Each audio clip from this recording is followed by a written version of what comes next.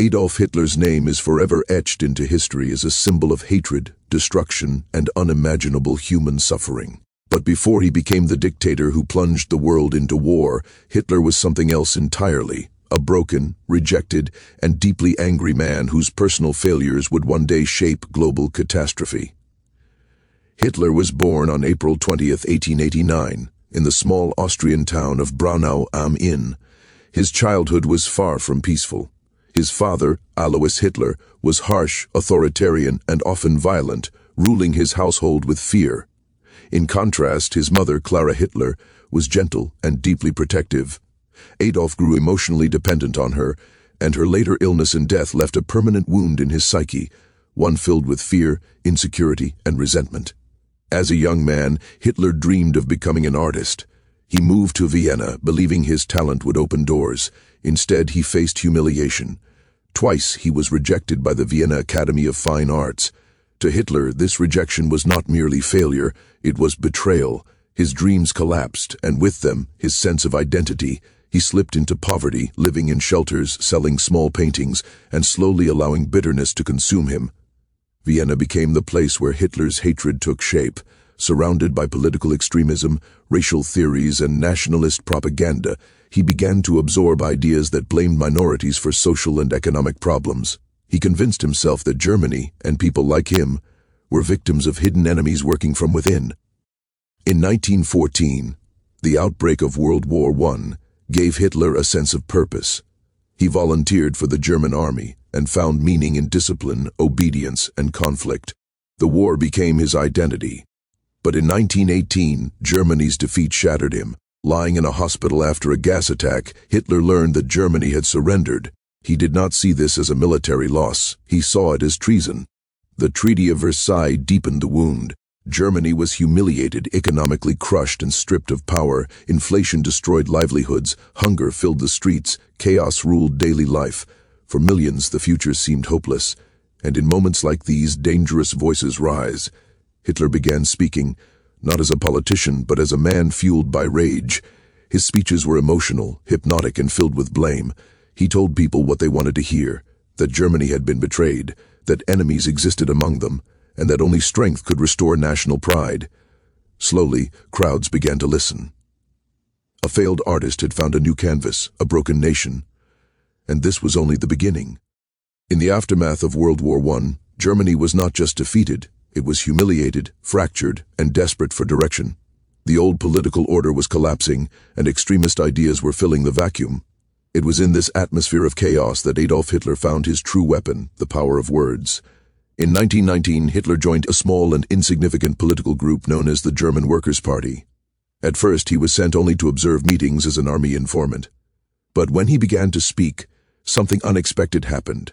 His voice commanded attention. His anger resonated with frustrated veterans, unemployed workers, and citizens crushed by inflation and shame. Hitler quickly realized that he could do something most politicians could not, move crowds emotionally. He attacked the Treaty of Versailles, condemned democratic leaders, and promised a rebirth of German pride. Within months, he became the party's most powerful speaker. The party was soon renamed the National Socialist German Workers' Party, or the Nazi Party.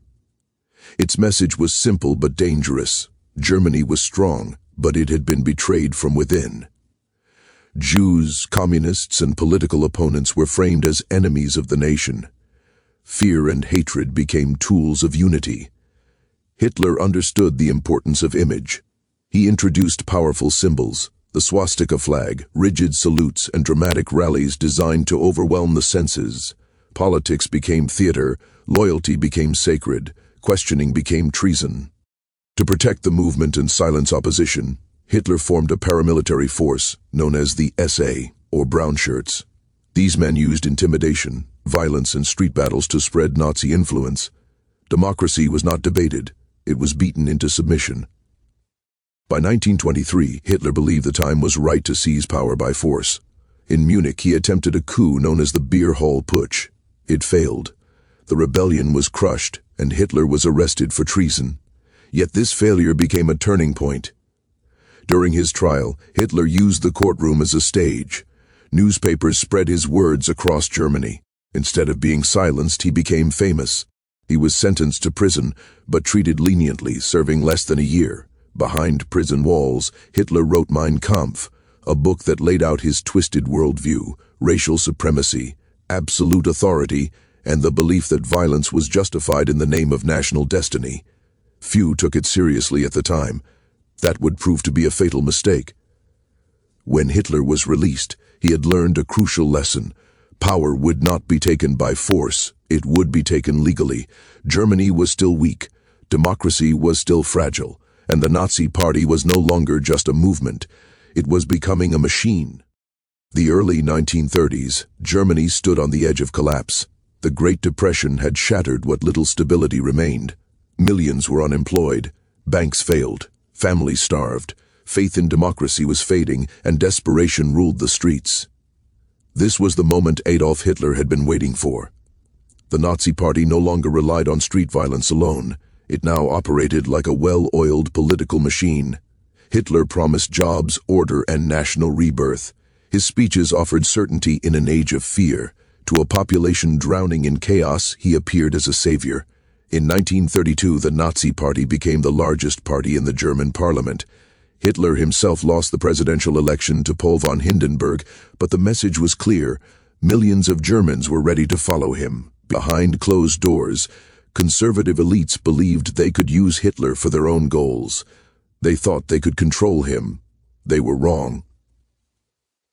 On January 30th, 1933, Adolf Hitler was appointed Chancellor of Germany, not by force but by law. It was the final door democracy opened for him.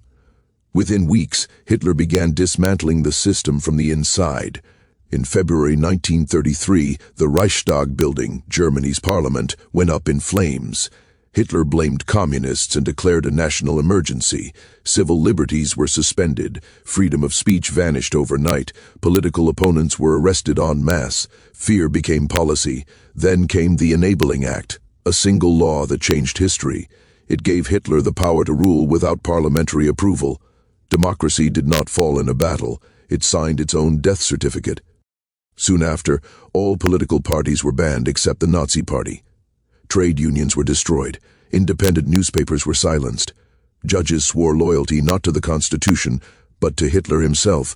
Germany was now a one-party dictatorship. Hitler moved quickly to eliminate threats within his own ranks. In 1934, during the Night of the Long Knives, he ordered the execution of rivals, former allies, and anyone he considered dangerous. The army pledged loyalty. Opposition evaporated. When President Hindenburg died later that year, Hitler merged the offices of President and Chancellor. He gave himself a new title, Führer, Supreme Leader. By the end of 1934, Adolf Hitler held absolute power over Germany. No elections, no limits, no resistance. The failed artist had become a dictator. And now, with total control in his hands, he turned his attention toward reshaping society itself, deciding who belonged and who would be erased. With absolute power in his hands, Hitler began reshaping Germany according to his twisted vision of racial purity and supremacy. It was no longer just politics. It was ideology turned into law, enforced by fear, violence, and propaganda. Hitler's hatred of Jews, communists, Romani people, and others became central to the state. Anti-Semitic laws were passed almost immediately. Jews were removed from government jobs, banned from schools, and isolated from society. Signs reading "Jews not welcome" appeared in public spaces. Their businesses were boycotted, their lives systematically restricted. Propaganda became Hitler's most potent weapon. Joseph Goebbels, Minister of Propaganda, flooded newspapers, radio, and posters with images of Jews as dangerous, greedy, and alien. Children in schools were taught hatred. Ordinary citizens were told it was their duty to report neighbors who opposed the regime. Fear and suspicion became tools of control. The SS, Hitler's personal guard, enforced loyalty and terror. Concentration camps were established for political prisoners, dissidents, and anyone considered undesirable. What started as intimidation soon evolved into industrialized persecution. Those who resisted vanished, some never returned. Hitler's ideology was not limited to Germany. He dreamed of a vast empire in Eastern Europe, where the inferior populations would be enslaved or exterminated to make way for a German master race. Every policy, every speech, every law pushed toward one goal: total control and racial purification. Ordinary citizens became complicit, either out of fear or indoctrination. The state demanded obedience, and Hitler's charisma made disobedience almost unimaginable. The seeds of the Holocaust, what would become the most horrific genocide in human history, were being planted step by step long before the first mass killings. By the mid-1930s, the message was clear: dissent was deadly, the state was omnipresent, and Hitler's vision would stop at nothing. The machinery of hate was in motion, and the world had yet to realize the darkness that Germany had unleashed. By the late 1930s, Adolf Hitler had consolidated power at home and was ready to expand Germany's reach abroad. His ambitions were clear: total domination of Europe and the establishment of a German empire. Diplomacy was a facade, aggression was inevitable. In 1938, Hitler annexed Austria in what became known as the Anschluss. No shots were fired. Germany simply absorbed its neighbor. The world watched in uneasy silence. Soon after, he set his sights on Czechoslovakia, claiming the Sudetenland as German territory. Once again, he tested the resolve of European powers and found them unwilling to act decisively. Hitler's confidence surged. He believed the world would not stop him. On September 1, 1939, Germany invaded Poland using the pretext of protecting German minorities. Tanks rolled, planes bombed, and armies crushed all resistance. Britain and France declared war in response, marking the official start of World War II. In the following months, Hitler's military strategies, blitzkrieg or lightning war, swept across Europe. Denmark, Norway, Belgium, the Netherlands, and finally France fell with astonishing speed. Germany seemed unstoppable. Hitler's image as a military genius was solidified, and his popularity at home soared. But the war was not just about land, it was also about ideology. Occupied nations saw the brutal enforcement of Nazi policies. Jews were forced into ghettos, political opponents were imprisoned, and fear became a daily reality. Hitler's war was as much a tool of terror as a quest for territory. At the peak of his power, Hitler controlled almost all of Western Europe. He had the army, the propaganda machine, and a devoted population behind him. But even as his empire expanded, cracks were beginning to show. Ambitious campaigns, overconfidence, and enemies beyond Europe were looming. Hitler's war had begun as a triumph in his eyes, but the seeds of disaster were already being sown. By 1941, Adolf Hitler had achieved what few could imagine: total control over Germany and most of Western Europe. Yet it was at the peak of his power that his arrogance and overconfidence began to sow the seeds of his downfall. Hitler's first major mistake was invading the Soviet Union in June 1941.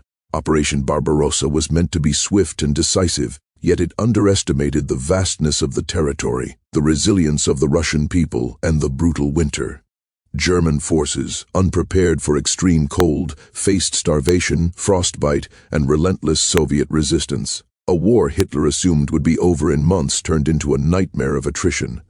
Another critical blunder was declaring war on the United States in December 1941, shortly after Japan's attack on Pearl Harbor. Hitler had no strategic need to antagonize a nation thousands of miles away, yet he did, bringing the full industrial and military might of the U.S. into the war. This decision dramatically shifted the balance against Germany. Hitler's obsession with ideology over strategy also cost him millions of lives and critical resources. Instead of listening to his generals, he often overruled military decisions, insisting on holding territory at all costs. Entire armies were encircled and destroyed because he refused to allow retreats.